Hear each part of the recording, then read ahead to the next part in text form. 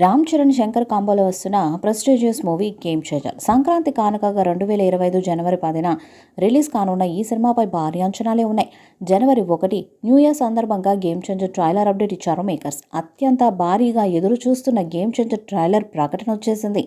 రేపు జనవరి 2వ తేదీన అందరికీ ట్రీట్ ఇవ్వడానికి రామ్ చరణ్ వస్తున్నారు. సాయంత్రం 5:04 సిద్ధం కండి అంటూ మేకర్స్ పోస్టర్ను రిలీజ్ చేశారు. ఈ క్రేజీ అప్డేట్తో మెగా ఫ్యాన్స్ ఖుషి అవుతున్నారు. ఇటీవలే రిలీజ్ చేసిన టీజర్ సాంగ్స్కి భారీ రెస్పాన్స్ వచ్చింది. ఇప్పుడు ట్రైలర్తో భారీగా అంచనాలను పెంచడానికి రెడీ అయ్యారు.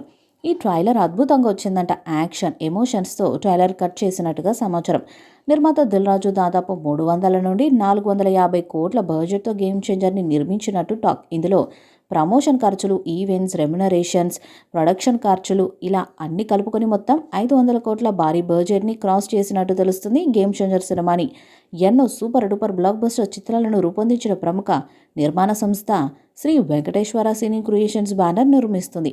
రామ్ చరణ్ డ్యూయల్ రోల్లో కనిపిస్తున్నారు.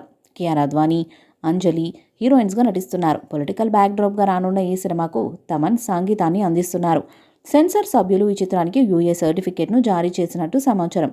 నిర్మాత దిల్ రాజు చెప్పినట్టుగా రన్ టైం 2 గంటల 45 నిమిషాలుగా లాక్ చేసినట్టుగా తెలుస్తుంది. ఇప్పటికే విడుదలైన పాటలు, టీజర్లకు మంచి స్పందన రాగా ఇవి సినిమాపై అంచనాలను పెంచాయి. ఇక ఈ చిత్రం ట్రైలర్ ఎప్పుడు విడుదలవుతుందా అని అంత ఆసక్తిగా ఎదురు చూస్తుండగా కొత్త సంవత్సరం సందర్భంగా చిత్ర బృందం సాలిడ్ అప్డేట్ ఇచ్చింది.